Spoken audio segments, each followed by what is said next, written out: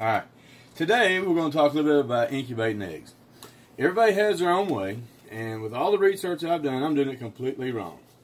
I don't use an egg turner. The worst hatches I've ever had, I was using an egg turner. So I do mine the old-fashioned way, turn them by hand. I bought my first egg incubator from an old man at the BB flea market, believe it or not. I asked him how he done it, and he told me, and sounded kind of good. So I thought, well, shoot, I'll just keep trying it. So what I do, I mark my eggs on one side. I draw a straight line. I know, and on the other side, I draw an X or a circle or something. That way, I know about halfway across from each other. And I put them in here. And yeah, everybody's going to say, oh, you shouldn't use ink. You should use a graphite pencil. You should use this. You should use that. You know, I've been using the ink, and haven't really had any bad problems with it, so I'll continue to use it. But use whatever you want to use. Use whatever you feel comfortable with. Now, I would suggest that if you decide to do duck eggs and chicken eggs, you do them in different incubators. Most chicken eggs is 18 to 21 days. Most duck eggs is anywhere from 28 days up to 35 days. So you really don't want them all mixed up and just trying to sort them out. I guess you could go for a couple of weeks that way and then separate them before they get over there. There's no significance in the markings I use, except for my feeble brain will understand which way is which when I'm turning them. I will turn them twice a day, once in the morning, once in the afternoon. I try to do it about every 12 hours, sometimes just a little bit quicker than that, sometimes it's longer than that. And I also have a little water bottle. I don't have it right now because it's not time, but well, here's one of them here. This one's about broke, but anyway, I've got nothing to replace that because I've wore it out. And what I do when I turn my eggs, I have it on mist, and I spray over the eggs a little bit, because you know I dry hatch. My dehydrate right now we run about 31 degrees Fahrenheit. My temperature's falling off because I have it open putting the eggs in. I like to keep my temperature around 100. That don't work for a lot of people. A lot of people tell me that that's the wrong type of temperature, because this is a still air incubator. It's not a forced fan incubator, so they say it needs to be hotter than that. Well, the humidity's at 31%. That's what it is at our house. I dry hatch. I don't add water. I used to add water at lockdown, which is lockdown at my place is 18 days.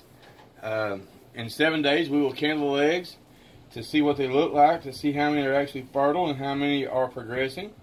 I candle my eggs at day 7, and what I will do, I'll take, like, let's say the ones that don't appear to be progressing or fertile, I will move over to one side, and then at about day 10, I will check again to make sure that they're not slow, and the ones that are not fertile, I will remove, because I don't want any non-fertile. Because think about it, they're laying in an incubator, being turned 18 to 21 days, 100-degree temperature. You know, if it busts, it probably won't smell too good.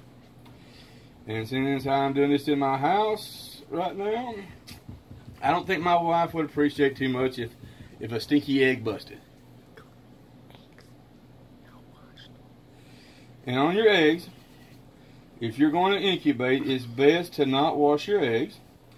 We try to find the cleanest eggs that we have. I have one down here that's kind of dirty, but I'll show you when I get to it. It is a green-looking egg. We have a couple that lay have a couple of Easter eggers.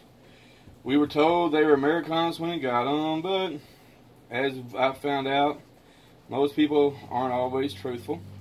So they look like and act more like Easter eggers than they do Americanas or Aracanas. And Easter egger is just a mutt chicken that is a crossbreed that has different colored eggs. And we have some that lays a kind of a light green. We have one that has a light blue. I don't know what her problem is lately. She hasn't really been laying any. Or either that or we haven't been able to find them.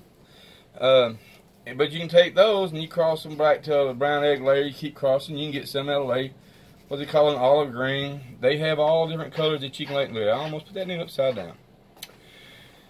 You can have them laid in all different colors.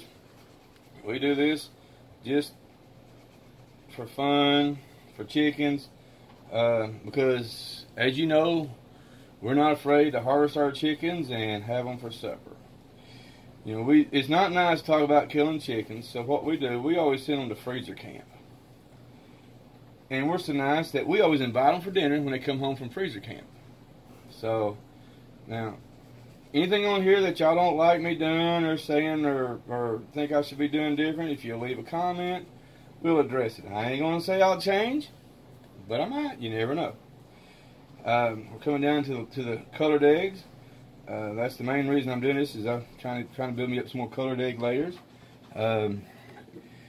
I don't know if you can see real good or not, but this one's kind of a bluish, light blue, maybe a teal green even. If it hatches, most likely the eggs if it's a hen, the eggs that will come out of it will be a darker green, like an olive green. That's what we're hoping for. Here's another one that's kind of a light blue, maybe.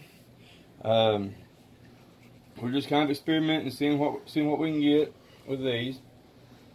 And I will keep a constant check on the temperature for a day or two. Now here's the dirty one. As you can tell, it looks kind of dirty and green, but we're going to stick it in anyway, just because I like it. I want to. And since it's my eggs, I can do what I want to with it, right? We've always had good luck out of them. So you do not wash your eggs. You want to keep them. You want to try to get the cleanest of the dirty, I guess you could say it. We have a couple of our eggs, a couple of our chickens that wherever they're at when they decide to drop an egg, guess what? That's where they drop the egg. I've got 3 eggs left. I'm gonna put them all in. It'll be a little bit crowded, but I'm gonna say that I've never had 100% fertility factor, so I'm planning on having a few that I will have to remove next week. And next week I'll give an update on it. We will take and I will candle the eggs and show you what to look for on candling the eggs. Until then, or until we make another video on something else, this is me at the Fuzzy Feather Micro Farm. I want everybody to have a good day and talk to you later. Bye-bye.